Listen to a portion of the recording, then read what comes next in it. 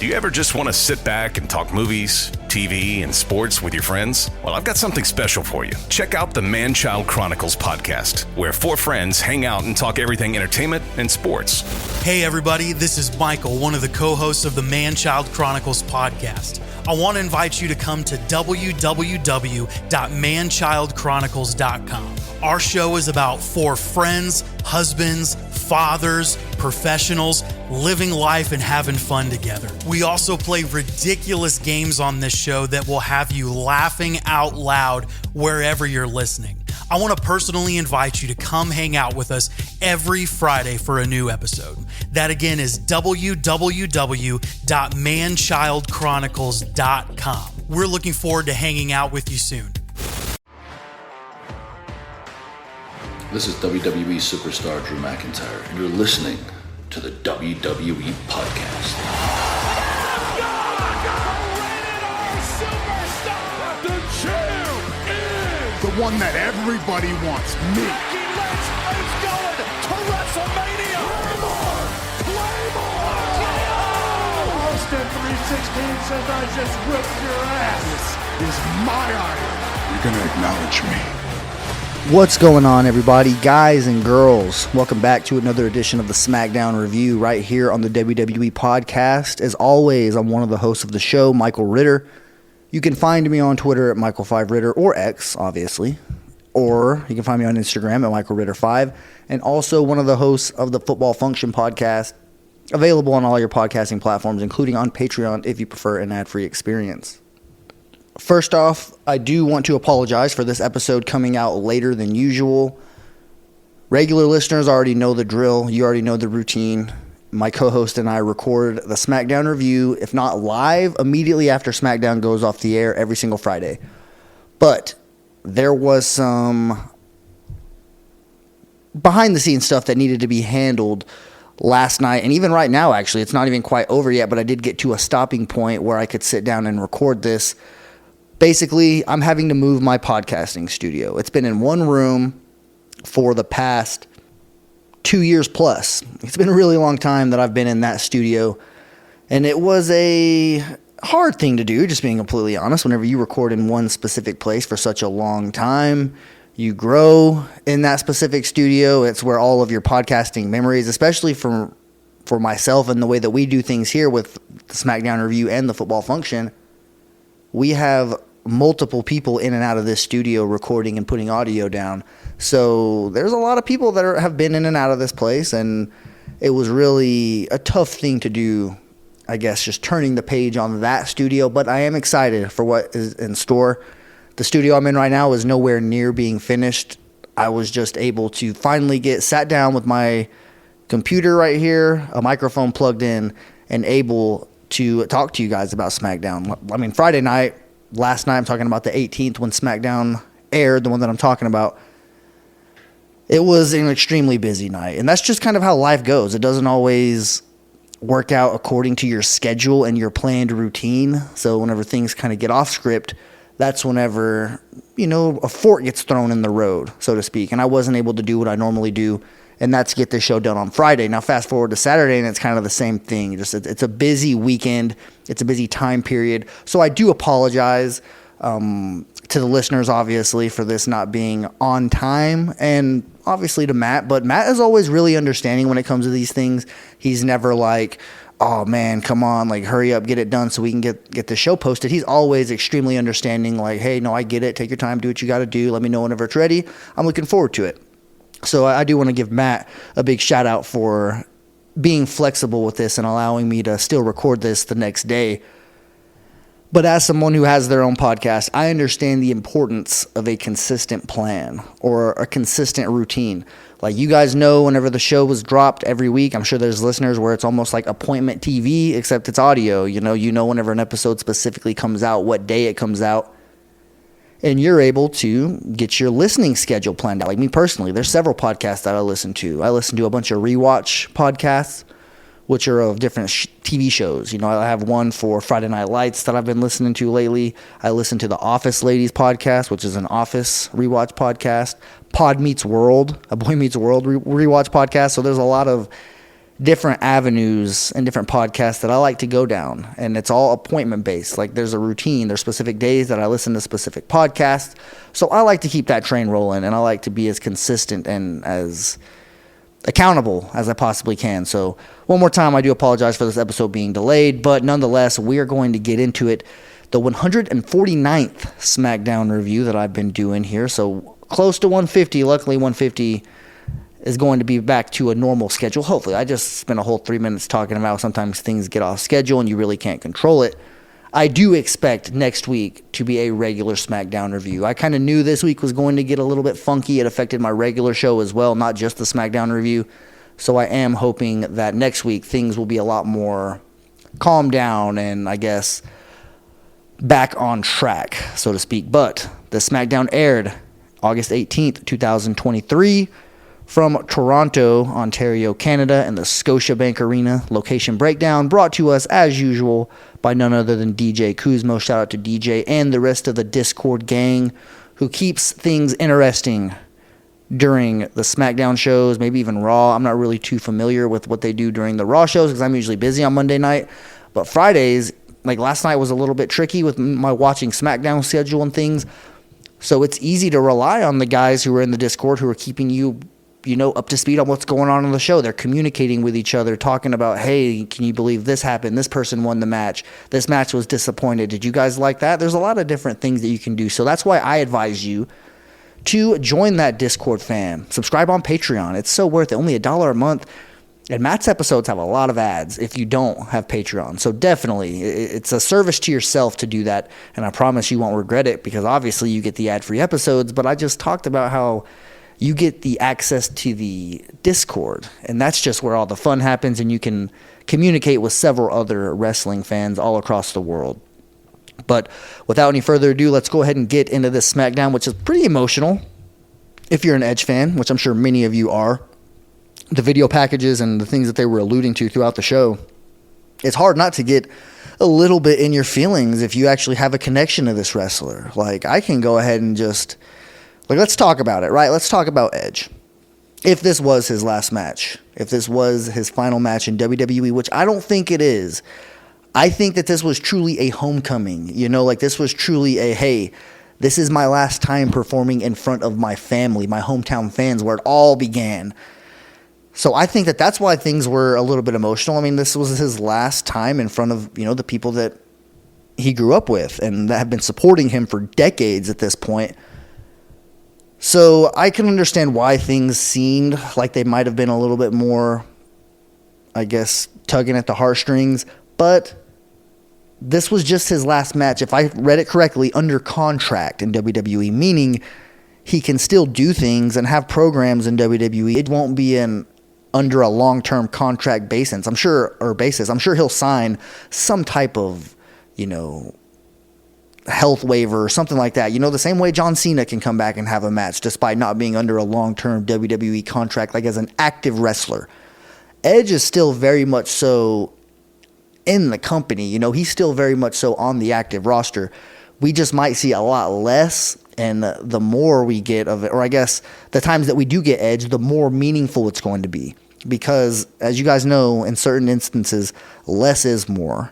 And I think that seeing Edge less, having his programs be extremely meaningful, like, even though it was just a 1-week build between him and Sheamus, it was obvious that it was taken very serious. They put the passion into their promos, bringing back things from 2004 and real life instances where Edge was a mentor to Sheamus and was actually somebody who could take him under his wing and really help him get his feet wet and get going as a WWE wrestler, or just like a wrestler in general. And so there's a lot of things that Edge can do that's still available. I saw Matt talk about it on Twitter. It's something I've advocated a lot because Edge, well, the way I was introduced to Edge was back in the Ruthless Aggression mid-2000s era. And I've seen several other people mention that John Cena should be Edge's final match in a double retirement match at WrestleMania 40 or WrestleMania XL.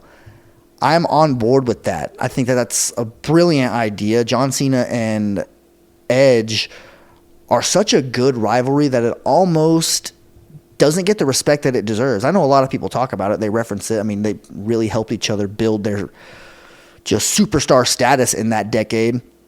But what other rivalry can you think of that matched Edge and John Cena for the duration of time? Because if you think about it, like people have mentioned, well, I mean, look at Rock Austin. Like that was a clear iconic rivalry that those two had. They've met at 3 WrestleManias. So obviously that one has a debate, but I think that they are a little bit different. Whereas The Rock and Stone Cold, when you look at them, you can point the picture to saying, okay, those guys both made their name as a babyface. And it's just legend versus legend, the two top guys in the company going at it, which we really don't see anymore. Everything has to be built into a heel versus babyface program. Like it has to be built into that type of buildup. We have to make it make sense.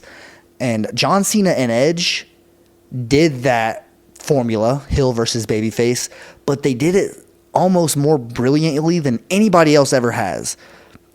And that's just my personal opinion, obviously. Like I know that some people might feel different about that. Someone who is actually more familiar with the 90s decade could say, no, there was a lot of good stuff going on between Rock and Austin and many others as well. You know, Stone Cold and Bret Hart have a history. Shawn Michaels and Bret Hart. Triple H versus The Rock. There are several other wrestling rivalries that have, you know, really stood out over the course of time. But Edge and John Cena just had a different flavor to it that really captivated Monday Night Raw for like the entire, 2006? Was that the year that I don't know the exact year, so I do apologize. It's not off the top of my head. But I can tell you this, that rivalry really meant something to a whole generation of people. Let's get Lita back in this bad boy too. I know she's not Edge's partner in real life, obviously. Beth Phoenix, everybody's well familiar with Edge's home life. It's been documented on so many of his documentaries and all that stuff, and it's clear where Edge is. So maybe bringing Lita back isn't the best idea, but I think that she was such a meaningful part of their whole little dynamic that they had going on back then. It would just make so much sense. So a little bit of a pre-show rant or a little bit of a tangent there that I think that Edge and John Cena would be a great final program. I don't think that Sheamus was his final match in WWE. The future is very blurry. You don't really know what to expect, especially in wrestling. Things can change at the drop of a hat. The day of an event, someone who you thought was going to win the Royal Rumble could end up not winning the Royal Rumble. We've heard stories of this type of thing happening time and time again.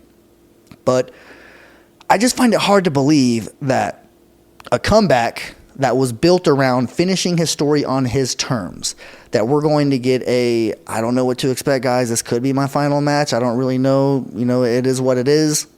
I guess we'll find out what the future holds.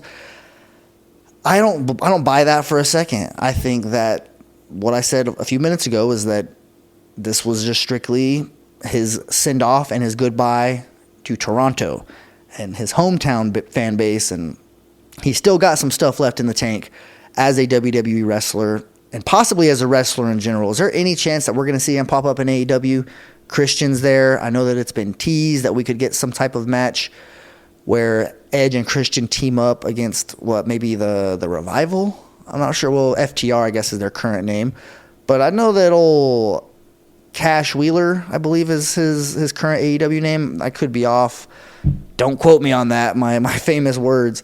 But I'm not an AEW fan, so I'm not really sure what his current wrestling name is. But I know exactly who he is. He got in some serious you-know-what over the weekend. Aggravated assault with a firearm during a road rage incident.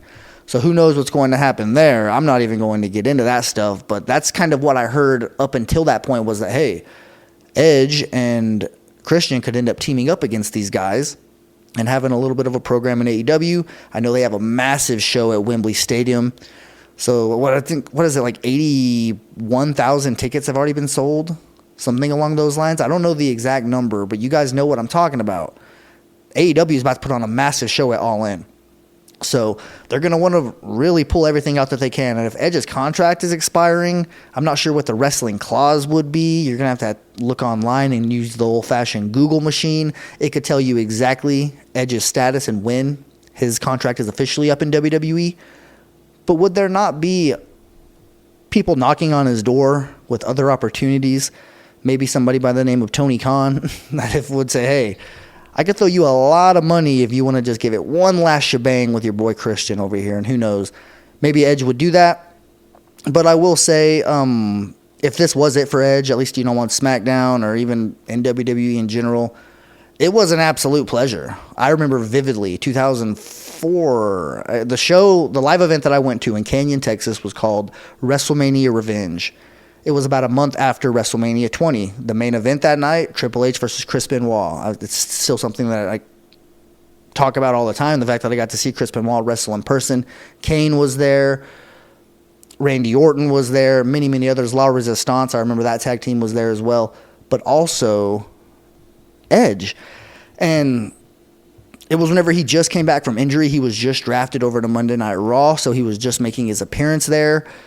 It was awesome. I really was introduced to Edge on a high note because he came out. Keep in mind, did not watch WWF in the 90s, so I was focused more on the WCW side of wrestling, and Edge just so happened to slip through the cracks because even whenever I did watch WWE, I didn't get a chance to watch SmackDown. I've talked about that several times on the show.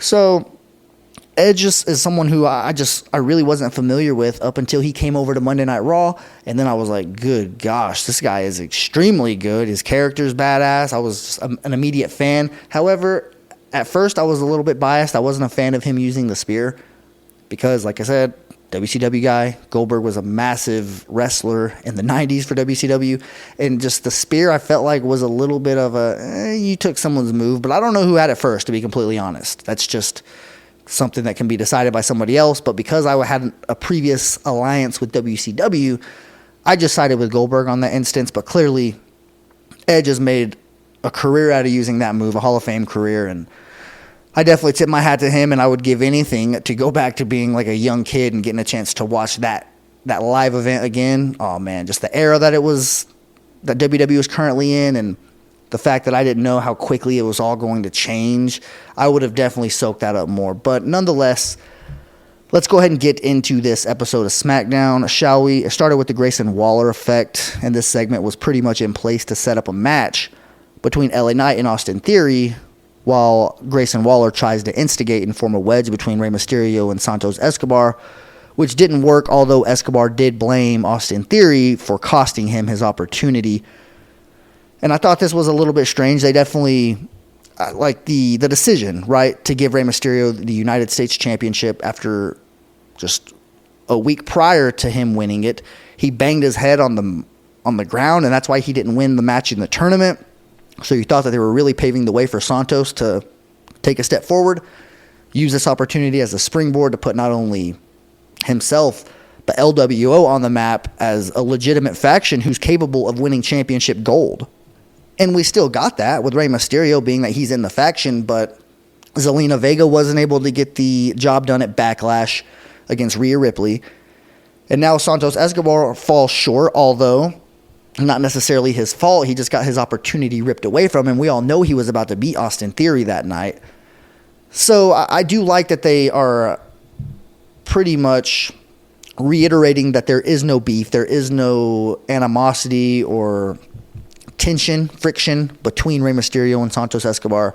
It's all about respect between these guys, and I really like that because this is a faction that I feel like just needs the time. They need the commitment, and with the Bloodline storyline seemingly taking a step back, maybe taking a little bit of a breather and allowing other storylines and other programs to blossom, so to speak, I think it's going to be beneficial for a lot of the factions and or wrestlers on SmackDown who don't usually get the screen time. They usually don't get the time in their segments. Now they're going to have a lot more time dedicated to them because keep in mind, there's been 45-minute Bloodline segments that start the show, 30-minute segments that they really eat up a massive chunk of SmackDown. And that's what makes SmackDown so great, is because we've all talked about it over the past few years, is that the Bloodline has been cinema. It's been great storytelling. They've done so many different things, and it's gone on for such a long period of time. A majority of that stuff has taken place on SmackDown. So that's been a majority of what SmackDown has had to offer as a show. So I do feel like it's going to have a lot more to offer now going forward, and featuring a team like LWO and some of the wrestlers in that group, as well as, the OC, maybe even getting another little sprinkle of a character change similar to what we did to the Street Profits, maybe get that with somebody else and give their character a little bit more of a push. There's many things that you can do here, and I think that SmackDown's going to be in a good spot pushing some of its young talent because, speaking of Edge, that's really what SmackDown was known for in its inception. Do you ever just want to sit back and talk movies, TV, and sports with your friends? Well, I've got something special for you. Check out the Man-Child Chronicles podcast, where four friends hang out and talk everything entertainment and sports. Hey everybody, this is Michael, one of the co-hosts of the Man-Child Chronicles podcast. I want to invite you to come to www.manchildchronicles.com. Our show is about four friends, husbands, fathers, professionals, living life and having fun together. We also play ridiculous games on this show that will have you laughing out loud wherever you're listening. I want to personally invite you to come hang out with us every Friday for a new episode. That again is www.manchildchronicles.com. We're looking forward to hanging out with you soon. It was supposed to be that show as an alternate to Monday Night Raw, where you got a lot more of that high-flying action, a lot more bell-to-bell action, opposed to Monday Night Raw that was a lot more of the storytelling, a lot of the behind-the-scenes segment, or backstage segments. Pretty much how Monday Night Raw was as a show back in the mid-2000s, or just the Ruthless Aggression era, was completely different than what it is now. The shows were very much different. And, I wouldn't mind SmackDown going back and being a little bit more so of what it used to be. But like I said, that segment really was just in place to set up a match between LA Knight and Austin Theory, which we do get as a U.S. title number one contendership. So the winner gets a shot at that U.S. title. And as the match is going on, Miz shows up, spoils it for LA Knight by chasing him around and allowing Theory to steal a win via roll-up. I do believe that Miz and LA Knight are kind of just getting started. WWE loves to have these roll-up finishes, these distraction finishes. So this was something that did work out for them. It allows Theory to somewhat stay relevant, although I don't understand why. I mean, I could just be missing the boat on this. There could be a whole plan for Austin Theory, and we're just really taking a slow burn, and we're going to see him take a big step forward. So I am allowing that to be, a possibility. I'm not completely crapping on Austin Theory winning yet, but this does allow LA Knight and Miz to go down a little bit more of a heated path. They had that really heated exchange on Monday Night Raw. I don't like that it's bleeding over into both shows. We just had a draft. I know I'm preaching, or this could be falling on deaf ears. People might not care about this stuff. It's always kind of bothered me, the fact that they like to advertise that there's a brand split, but kind of break their own rules. You guys already know how I feel about that. So I don't like that this program is going over to both shows. But it is what it is. We're likely going to get Miz versus LA Knight at Payback, which LA Knight will go over. That's not a shocker to anybody, or at least it shouldn't be. But I think The Miz is going to do a really good job making us want LA Knight to go over. And it's things like this, because he just continues to fall short whenever he's knocking on that doorstep of getting another United States Championship opportunity. And then The Miz just comes out of nowhere and ruins it. So I do think a lot more is to come with LA Knight and Miz going forward. Up next, we get Charlotte and Bianca versus Damage Control. We saw Bianca and Charlotte team together not that long ago against Chelsea Green and Sonya Deville, the match that Sonya got injured in, and the constant thing that was an issue was their lack of chemistry in that match, and I just felt like it really didn't work out. Tonight was not much better. There was a part of this match where Charlotte was trying to, get that slow, anticipated tag and attacking Bianca Belair in the match, and it just didn't look great. It wasn't executed properly, so I just think we need to chalk it up as these two just really don't need to be working together, but, it is what it is. Bayley is still clinging to her leadership role in the group, so she's constantly trying to direct Io and tell her what to do next. It doesn't work, and then obviously Bayley ends up taking the L for the team and costing them the match. We're kind of seeing that be, a more reoccurring thing, is that Bayley cannot get out of her own way, and she is the biggest roadblock for Damage Control being a dominant faction, because she's the one that's kind of stopping them. So we'll see how this storyline specifically develops, because I do think that they're going to start fast-tracking it. I really do. I think that Io Sky is going to get fed up quicker than what we saw, like Sami Zayn or one of the other Bloodline members get fed up with Roman Reigns. It was like several months that we kind of saw it get built up. I know that it's been going on for a little while, but I do think they're going to fast-track it, and we're going to see Io Sky, really put an end to all this Bayley nonsense. Although Payback might be a little too quick. Who knows, though? I wouldn't rule it out, is all I'm saying, because we could very well see Bayley end up without a faction very, very soon. They're probably just waiting for Dakota Kai to get more so because she's not going to get cleared for a few months. It's been a while. ACL injuries take you out for damn near an entire year. So we could see Dakota Kai be on the bench for a little bit, but maybe she'll get to the point where she could be more of that manager, that mouthpiece for Io Sky, and they're more so a tag team rather than a faction. But I'd never had a problem with Bayley being in the group. This is one of those things that I was fine with it because they're doing a good job, having Shotzi be involved and just Bayley being the I know more than you, and it ends up biting them in the ass time and time again. I'm a fan of that type of stuff. So if they do end up taking a slow burn approach, I'm cool with it. The more that I see this specific program on my TV, I'm totally fine with that. But let's see here. Up next, we get the Street Profits versus the OC. And the Street Profits appeared to be more focused and determined than ever in this match. With a more physical style in the ring, they steamrolled their opponents to secure the win and celebrated with Bobby Lashley afterwards. Their finishing move, I don't know if the title or the name of that move got said on the commentary team. I don't know if maybe it's been discussed online, if somebody knows what they're calling it. It's a little bit of a 3D vibe from the Dudley Boys, but it also has a little bit of a twist of the 1D from the Usos. It's just a good tag team move. They could do this bad boy through a table. They could do it off something. It's a great move, and I think that the Street Profits right now, like if me and John did the stock investments draft that we did towards the end of 2022 going into 2023, I think that the Street Profits would have to be really, really high on that list. I know Montez Ford might have been. He might have gotten picked by himself. But they decided to not split them up. They knew there was a lot more juice to squeeze out of this bad boy. They knew there was a lot more meat left on the bone, so they're giving it to us just in a different form. We're getting them as, the same group, but very, very different, and we're just getting started. And we talked about it with Miz and LA Knight. Like, they're kind of just getting started. The Street Profits and this heel turn, they're just getting started as well. Because over time, they're going to get more and more comfortable. This is something that's probably extremely new to them for the longest time. And you're talking about live events. Like, just think how long or how many times you've seen them on your TV doing their shtick, their bring the swag, their theme song, just bouncing back and forth, always having that hype energy with the solo cups, getting the crowd involved. They don't just do that on TV, and we've seen it a lot. Imagine how many times they've seen it. They got to do it for live events, probably 5 times a week, just have that same thing going on.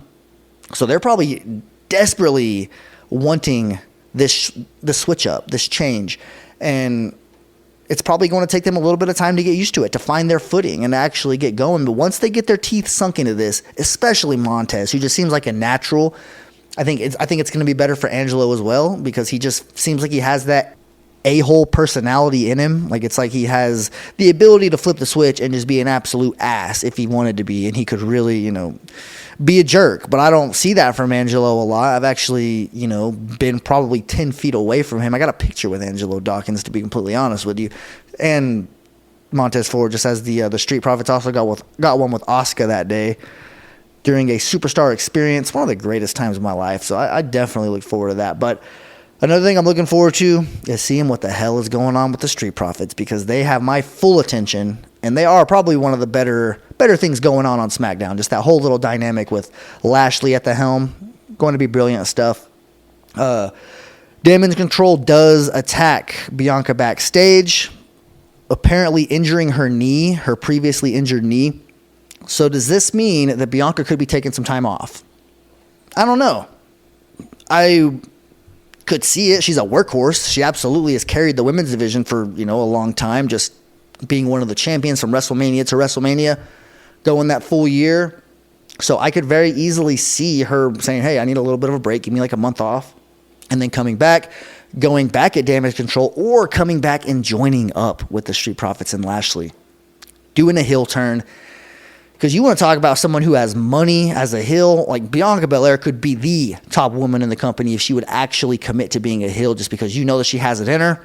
She has the athleticism that could translate to both sides when you look at just her moveset. There's nothing that Bianca Belair wouldn't thrive at being a heel. I think that her mic skills are good enough, without a doubt. You've seen her whenever she flips the switch and she gets pissed off and she does that, she can go at somebody, and seeing her do it from a heel's perspective, I think it would be even better. And I don't want to just, say that her babyface should be overlooked. Her babyface role should be overlooked.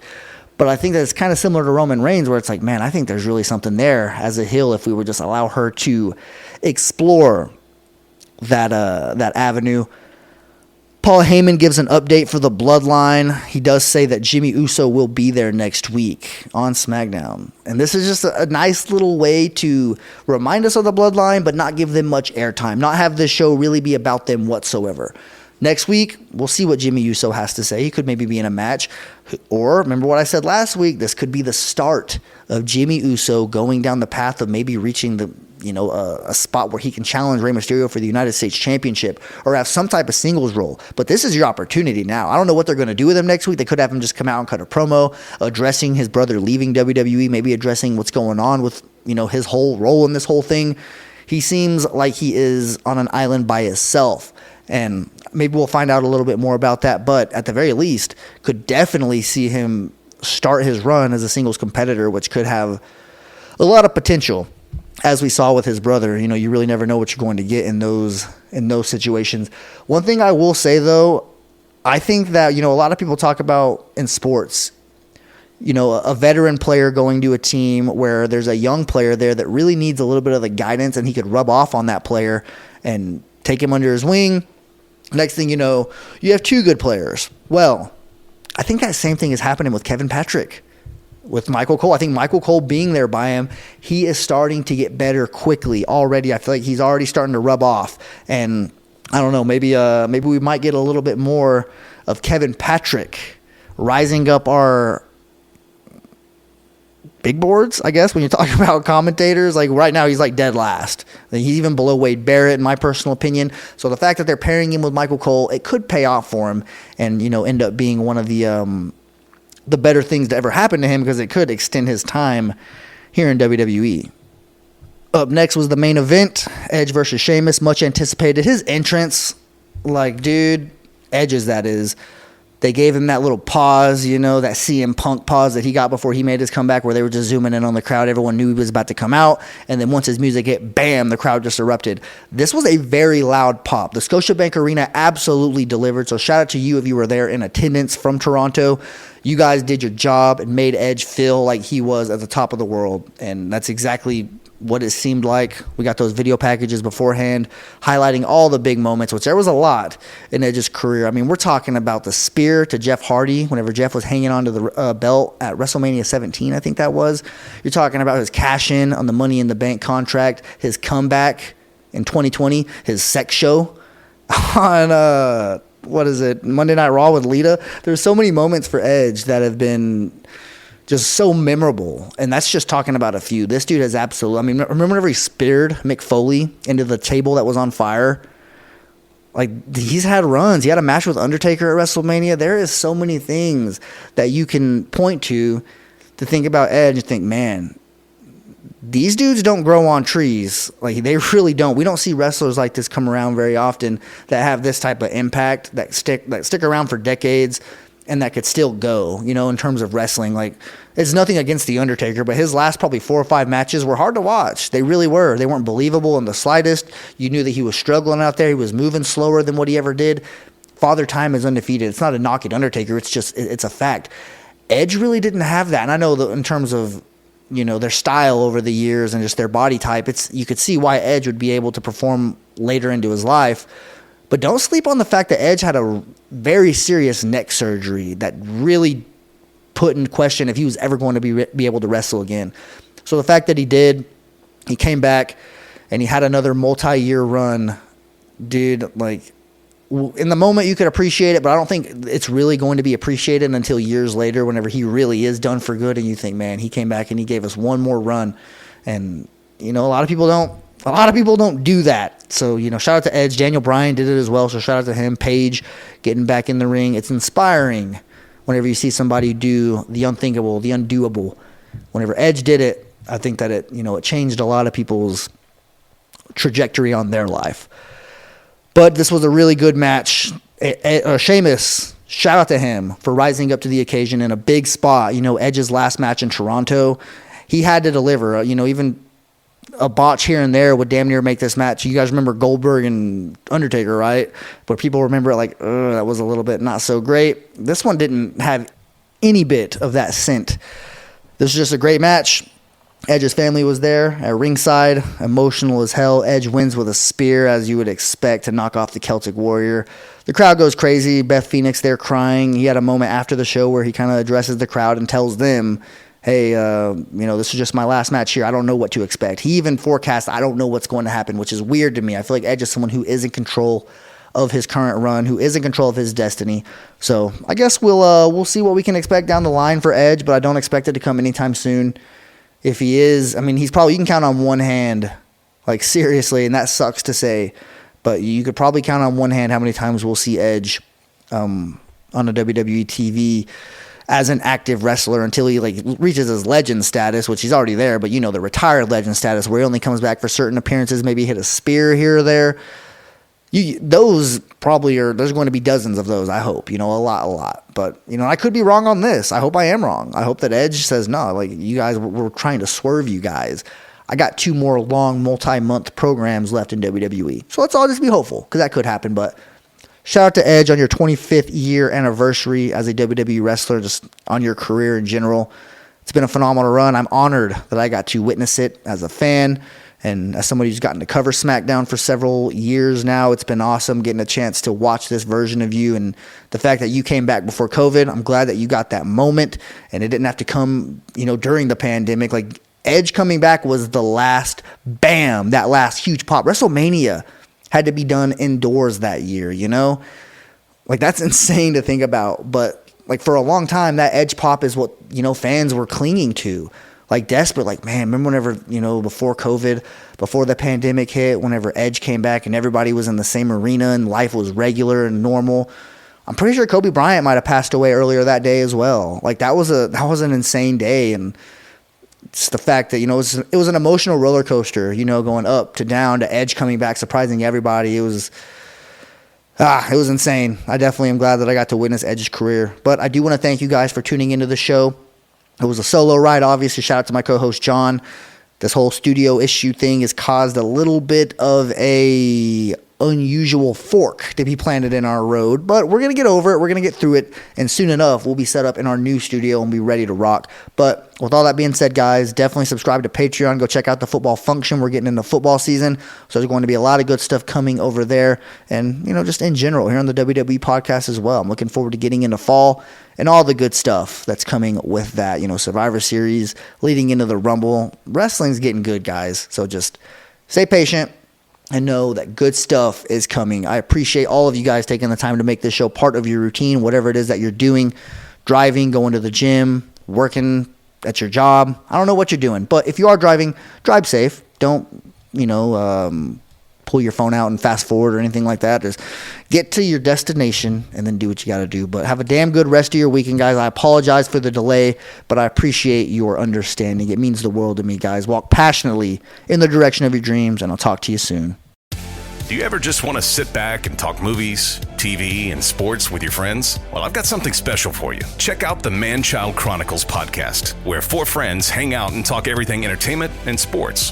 Hey everybody, this is Michael, one of the co-hosts of the Man-Child Chronicles podcast. I want to invite you to come to www.manchildchronicles.com. Our show is about 4 friends, husbands, fathers, professionals, living life and having fun together. We also play ridiculous games on this show that will have you laughing out loud wherever you're listening. I want to personally invite you to come hang out with us every Friday for a new episode. That again is www.manchildchronicles.com. We're looking forward to hanging out with you soon. Thanks for listening to the WWE Podcast. Don't forget to subscribe on your favorite podcast app so you don't miss a show, or head to WWEpodcast.com. And for all of these shows ad-free, head over to patreon.com/WWE Podcast. Until then, we'll see you next time.